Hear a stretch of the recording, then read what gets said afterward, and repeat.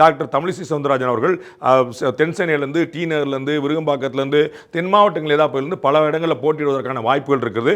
இந்த முறை போட்டியிடுவாங்களான்னு தெரியல. ஒரு பெரிய எதிர்பார்ப்பு நிச்சயமாக போட்டியிடுவாங்கன்னு எதிர்பார்க்குறேன். ஏன்னா ஏடிஎம்கே பிஜேபி அலையன்ஸ் இருக்கிறதுனால இந்த முறை எல்லா முக்கியமான பிரபலங்களும் இறக்கி விட்டுறதுக்கான வாய்ப்பு இருக்குது. அப்போ டாக்டர் தமிழிசை சவுந்தரராஜன் எந்த தொகுதியில் போட்டியிடுவாங்க அப்படிங்கிறத பார்க்கணும். அதை பார்த்தா நம்ம வெற்றிக்கான வாய்ப்பு இருக்காங்க பார்க்கணும். அநேகமாக சென்னையில் இருக்கக்கூடிய ஏதாவது ஒரு தொகுதி அல்லது தென் மாவட்டத்தில் ஒரு தொகுதி போட்டியிடுவதற்கான வாய்ப்புகள் இருக்கின்றன. அடுத்த நான் பார்க்கக்கூடிய பிரபலம் அண்ணன் சரத்குமார் அவர்கள் தன்னுடைய சமத்துவ மக்கள் கட்சியை பாஜக இணைச்சார். நள்ளிரவில் நினைச்சார். இன்றைக்கும் மாநிலம் முழுக்க நாட்டாமை அப்படிங்கிற பேரில் பெரிய அளவில் தன்னுடைய சமுதாய பின்புலத்தையும் தன்னுடைய நட்சத்திர செல்வாக்கையும் பயன்படுத்தி மக்கள்கிட்ட செஞ்சுட்டு இருக்கிறாரு. அவருடைய செல்வாக்கு பெரிய அளவில் கட்சிக்கு பயன்படுத்தணும் அப்படிங்கிற ஒரு எண்ணத்தில் இருக்கிறாரு. நிச்சயமாக போட்டுதான் இருக்கலாம். கடந்த முறை அவருடைய மனைவி ராதிகா அவர்கள் விருதுநகர் சட்டமன்ற பாராளுமன்றத்தில் போட்டிட்டாங்க. பெரிய அளவில் ஒரு இன்ஃப்ளூயன்ஸ் பண்ணாங்க. ஒரு மாணிக்கம் தாக்கூர் வெல்வாரா இவர் வெல்வாரான்னு ஒரு மும்முனை போட்டி ஏற்படுத்த நம்ம பார்க்குறோம். ஸோ இந்த முறை அவர் சட்டமன்ற தொகுதியில் போட்டிடுவாரா எந்த பக்கம் பார்க்குறோம். நம்ம மதுரையிலேருந்து போட்டிட்டு இருக்காங்க.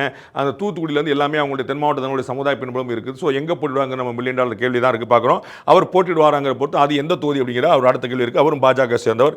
அடுத்த திரு விஜய பிரபாகரன் விஜயகாந்தோடைய மகன் அவர் அடுத்த இளைஞர்களில் பெரிய முக்கியத்துவம் பெற்றிருக்காரு. கடந்த முறை விருதுநகர் பாராளுமன்ற தொகுதியில் ஒரு பெரிய சேலஞ்ச் ஏற்படுத்திட்டு ரொம்ப மைனர் ஓட்டில் தான் அந்த வெற்றி வாய்ப்பு இருந்தார். ஜஸ்ட் மிஸ்ல ஜெயிச்சுட்டு பாரு அப்படிங்கிற அளவுக்கு போச்சு.